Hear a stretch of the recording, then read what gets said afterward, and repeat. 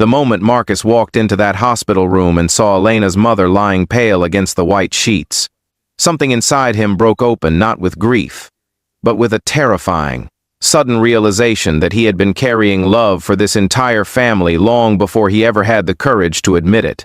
It had started 18 months ago, the way most unexpected things do, quietly, without warning, and disguised as something ordinary.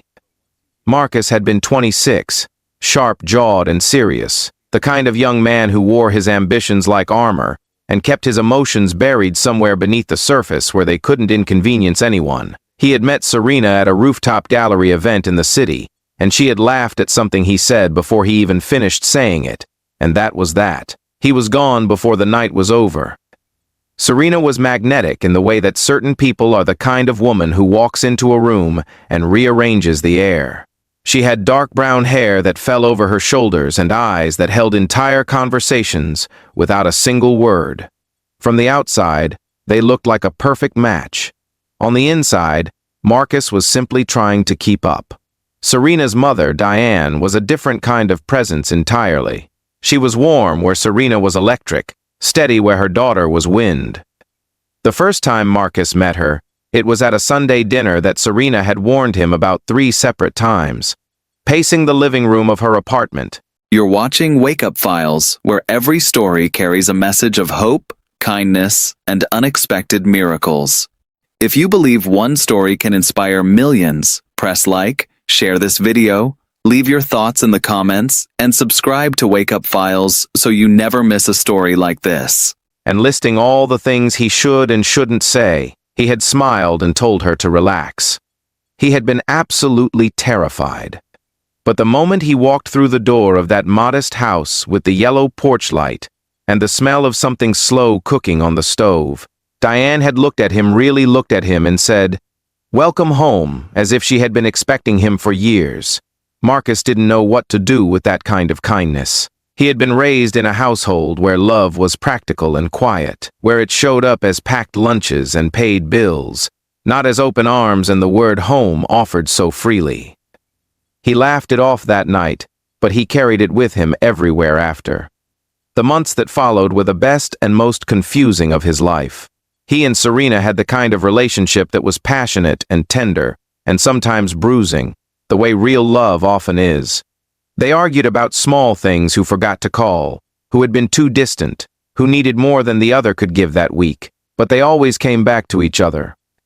And threaded through every visit, every holiday dinner, every casual Sunday where Marcus would show up to help Diane fix a leaking faucet or move furniture that had been bothering her for weeks, threaded through all of it was something he couldn't quite name. Diane would bring him coffee without asking how he took it, because she had memorized it without him realizing. She would ask him about his work, not out of politeness, but with genuine curiosity, leaning forward across the kitchen table and listening the way most people never do. She remembered things he said in passing weeks later. She noticed when he was carrying something heavy, even when he kept his face neutral and his voice steady. He didn't understand it at first. He had never had that someone watching over him like that, quietly and without condition. Then came the night everything changed. It was late October, the air turning sharp and the city glittering in that way it does right before winter settles in.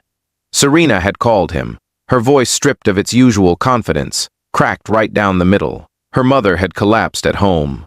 Diane had been hiding a diagnosis for months, a heart condition she had been quietly managing, or trying to manage, alone so that Serena wouldn't worry. Marcus didn't say much on that phone call. He just grabbed his keys. At the hospital, Serena sat in the corridor outside her mother's room with her knees pulled to her chest, and her arms wrapped around herself like she was trying to hold her own body together.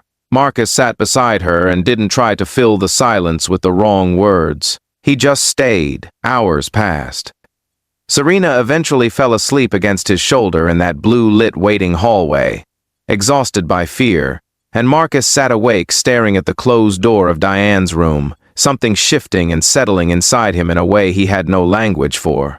When the doctor finally came and told them Diane was stable, that the procedure had gone well and she would need rest and monitoring, but she was going to be all right, Marcus felt a wave of relief so physical it nearly took him off his feet.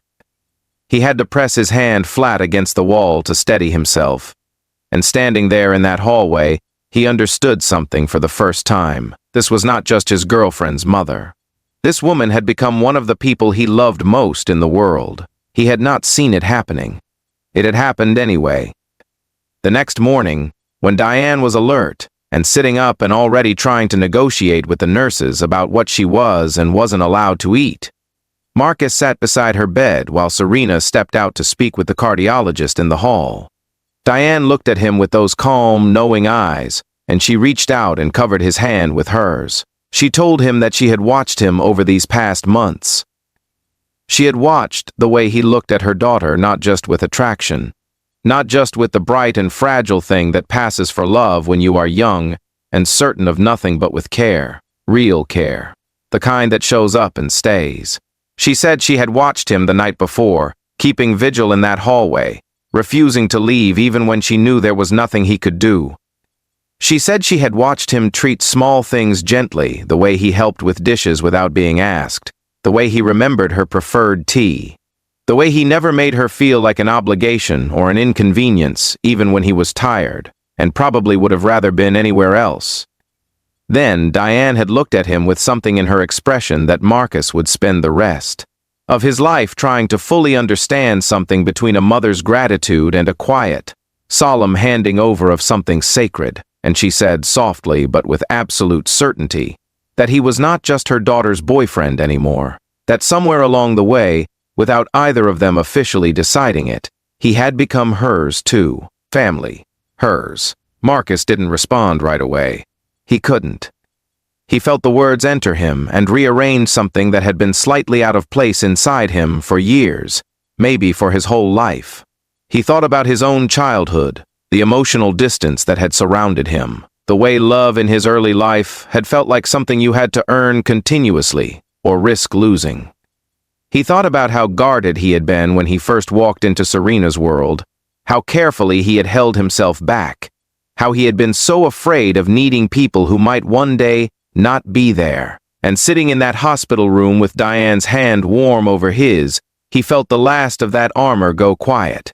He pressed his other hand over hers and told her, voice low and unsteady, that she had no idea what she had given him just by being exactly who she was.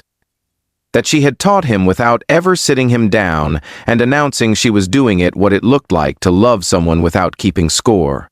What it felt like to be seen not for what you could provide or perform, but simply for who you were on an ordinary afternoon, drinking coffee in a kitchen that smelled like cardamom and old wood. Serena came back into the room a few minutes later and stopped in the doorway, watching the two of them. She didn't say anything for a moment. She just stood there with her hand on the doorframe and something unlocking in her face, something she hadn't been willing to let go of until now. She had been so frightened.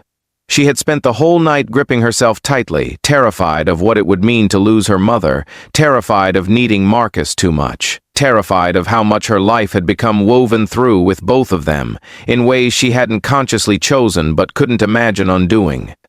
She crossed the room and sat on the edge of her mother's bed, and the three of them stayed like that for a long time, the city moving quietly outside the window, the morning coming in pale and clean through the blinds. Marcus drove them both home later that afternoon. Diane slept in the back seat. Serena sat beside him in the front and laced her fingers through his over the console and didn't let go the entire ride. He didn't need her to say anything. He already knew. Some bonds are not announced. They are not official or documented or arrived at through any formal agreement. They grow in the ordinary spaces, in shared meals and quiet evenings and the small repeated acts of showing up. They are built in the moments when someone stays even though leaving would have been easier. Marcus had spent years believing that belonging somewhere required permission, required proof, required him to earn his place over and over again. But Diane had given it to him simply, cleanly, and without condition, in a hospital room on an autumn morning, with her hand over his and 6 words that rearranged everything. You're not just my daughter's boyfriend anymore. If this story touched something deep inside you, if it reminded you of someone you love, or of a moment when someone made you feel truly seen, please give this video a like and share it with someone who deserves to hear it today. Your small gesture means the world to this channel and helps these stories reach hearts that need them. And before you go, drop a comment below and tell me who in your life made you feel like you truly belonged without ever making you ask for it. I would love to read your story.